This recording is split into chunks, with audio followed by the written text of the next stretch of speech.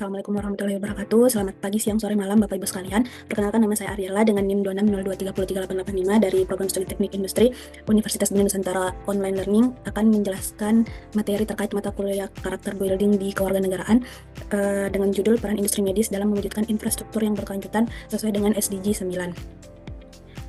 Sebelum itu tentunya kita harus mengetahui dulu apa sih sebenarnya yang dimaksud dengan SDG 9 atau Sustainability Development Goals ke-9.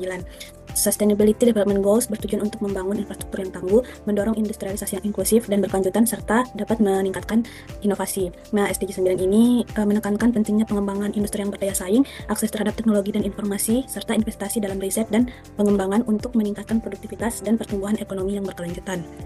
Lalu selanjutnya kita harus mengetahui alasan mengapa industri medis itu sangat penting untuk mencapai Sustainability Development Goal yang ke-9 ini. Yang pertama adalah dapat mendorong inovasi teknologi seperti pengembangan alat-alat kesehatan, obat-obatan, teknik medis yang inovatif, serta meningkatkan kualitas layanan kesehatan. Lalu yang kedua adalah membangun infrastruktur kesehatan, di mana dalam hal ini investasi dalam fasilitas medis dan teknologi diagnostik dapat memperkuat sistem kesehatan nasional dan global. Lalu yang ketiga adalah dapat meningkatkan ketahanan industri. Dan yang keempat adalah meningkatkan akses kesehatan dengan industrialisasi yang inklusif. Lalu dalam pengembangannya dan implementasinya tentunya penerapan SDG 9 ini menemui tantangan. Tantangan utamanya yang pertama adalah akses yang tidak merata. Yang kedua adalah kesenjangan teknologi, yang ketiga adalah kurangnya pendanaan, yang keempat adalah kurangnya tenaga medis, dan yang kelima adalah ketahanan terhadap krisis.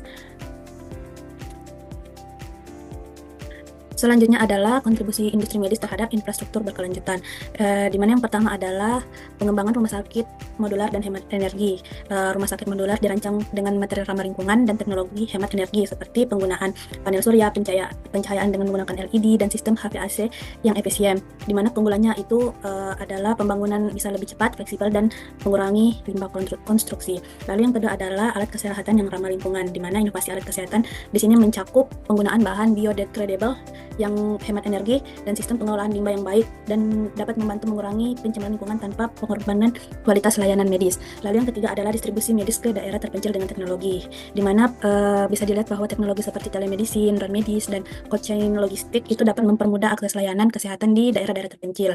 Nah, maka dari itu hal ini memungkinkan bahwa pengiriman obat dan vaksin akan jauh lebih cepat, serta konsultasi medis itu akan lebih mudah dan efisien.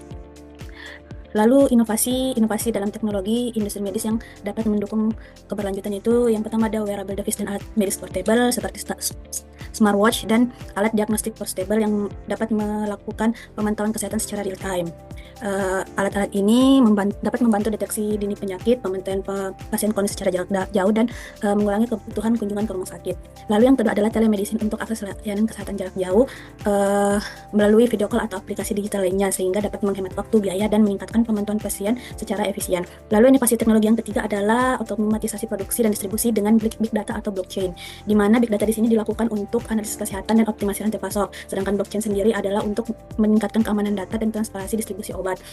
Teknologi ini diharapkan dapat mempercepat produksi, mencegah pemalsuan obat, dan meningkatkan efisiensi layanan medis. Lalu yang selanjutnya adalah implementasi, di mana bisa kita lihat di saat ini sudah banyak telemedicine di daerah-daerah terpencil. Yang kedua adalah adanya vaksin berbasis teknologi genetika yang digunakan pada saat COVID-19 yang telah melanda beberapa tahun lalu. Lalu yang ketiga adalah penggunaan AI atau Artificial Intelligence dalam diagnostik dan manajemen penyakit, di mana pada saat ini bisa kita lihat bahwa di setiap rumah sakit sudah mempunyai alat CT scan dan MRI untuk memantau kondisi pasien. Lalu selanjutnya adalah tantangan yang dihadapi dalam pengimplementasian di Indonesia. Yang pertama dan paling utama pastinya adalah biaya yang tinggi untuk teknologi medis. Lalu yang kedua adalah masih kurangnya tenaga medis yang terlatih secara profesional. Dan yang ketiga adalah infrastruktur logistik yang masih terbatas. Dan yang terakhir adalah minimnya pendanaan terhadap riset dan inovasi yang mendukung keberlanjutan industri medis. Lalu ada alternatif solusi yang dapat ditawarkan, yaitu pemberian insentif oleh pemerintah untuk terus meningkatkan inovasi kesehatan. Lalu yang kedua adalah menerima investasi swasta dalam hal ini untuk pengembangan teknologi medis. Lalu yang ketiga adalah regulasi dan kebijakan untuk distribusi teknologi medis yang merata. Lalu selanjutnya adalah terkait refleksi terkait SDG 9, di mana kita ketahui SDG 9 itu berfokus pada bidang industri inovasi dan infrastruktur, dan tentunya sangat relevan dengan industri medis, di mana di bidang ini inovasi teknologi seperti perangkat medis dan telemedicine dapat membantu meningkatkan kualitas perawatan dan akses kesehatan, serta pembangunan infrastruktur medis yang kuat juga penting untuk menyediakan layanan yang merata, khususnya di daerah-daerah yang terpencil dan sulit dijangkau. Maka dari itu, industri medis itu juga perlu berfokus pada keberlanjutan, seperti menciptakan produk yang ramah lingkungan dan mengurangi dampak negatif terhadap alam. Lalu selanjutnya adalah agar inovasi bisa dinikmati oleh semua orang, maka penting untuk membuat teknologi medis yang terjangkau dan dapat diakses secara menyeluruh atau dapat diakses secara luas. Nah, inti dari SDG 9 di sektor kesehatan itu adalah menghubungkan teknologi, infrastruktur, dan keberlanjutan untuk menciptakan sistem kesehatan yang baik, adil bagi semua. Nah, dari penjelasan tersebut, maka saya menarik kesimpulan bahwa industri medis merupakan salah satu bidang industri yang memiliki peran yang sangat penting untuk membangun sistem kesehatan yang kuat, inklusif, dan berkelanjutan, sesuai dengan tujuan utama dari SDG 9. Di mana dapat dilihat bahwa berbagai inovasi teknologi seperti adanya telemedicine, kecerdasan buatan untuk mendiagnosis, dan sudah banyaknya alat-alat medis yang portable, sehingga telah membuka akses layanan kesehatan yang sangat luas, terutama bagi masyarakat yang bertempat tinggal di daerah pelosok atau di daerah terpencil. Lalu selanjutnya adalah efisiensi dalam produksi dan distribusi kesehatan juga dapat semakin meningkat, sehingga membuat layanan medis itu dapat dengan mudah dijangkau oleh masyarakat.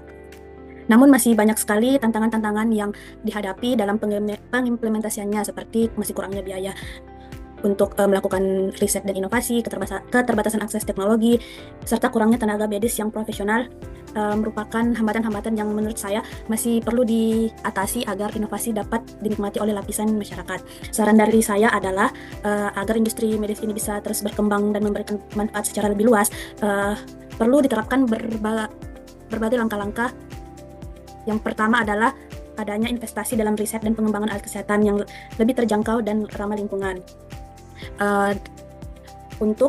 Agar lebih banyak orang yang bisa mendapatkan layanan kesehatan yang layak. Lalu yang kedua adalah pengembangan atau digitalisasi dan otomatisasi dalam sistem kesehatan harus terus dikembangkan untuk meningkatkan efisiensi dan mempercepat layanan medis. Selanjutnya adalah pada bidang pemerintahan atau sektor swasta perlu bekerja sama untuk menciptakan regulasi yang mendukung inovasi.